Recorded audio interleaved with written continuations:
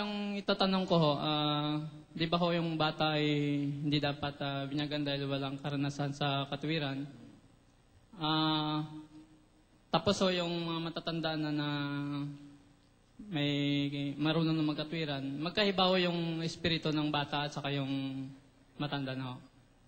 Siyempre, kasi yung nasa matanda, kuminsan corrupted na eh. Marumi na ang espiritu. Kaya sabi ni Pablo sa 2 Korinto 7:1, ganito. Pakinggan mo kapatid ha.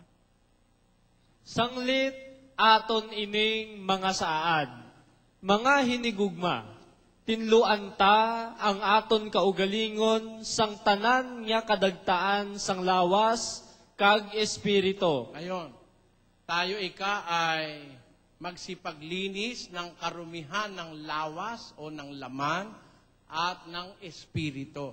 Ang ibig sabihin, pag tumatanda ang tao, narurumihan pati ang espiritu niya.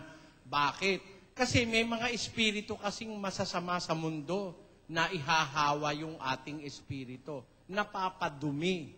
Kaya dapat linisin ang karumihan ng laman at ng espiritu. Ganyan ang sinasabi ng Biblia, kapatid. Pwede mo isa pa ho? Sige po. Ang isa kong tanong, di ba ho yung dapat lalaki yung manguna sa pamilya? Paano ho yung ina-under sila ng kanilang asawa ho? Mali yun. Bawal ni Kristo sa babae mang-a-under sa lalaki. Sa unang Timoteo 2:11, pakinggan mo. Ang babaye magtuon sing hipos sa bugos nga pagpasakop. Wala ako nagatugot sa babaye nga magpanudlo o kun maggahom sa lalaki. Kinahanglan maghipos siya. Sapagkat, kay si Adam ginhimo sing una ugaling si Eva. Kag si Adam wala malimbungi, kundi ang babae na limbungan kag nagmalinapason. ayon, ang babae mag-aral na tumahimik na may pagpapasakop. Hindi ko pinahihintulot na ang babae ay magturo o magkaroon ng pamumuno sa lalaki kundi tumahimik. Yan ang sabi sa Biblia. Kaya sa isang sambahayan, in a household, in a Christian home, ang presidente yung lalaki. Pag ang presidente yung babae, hindi Christian home yun.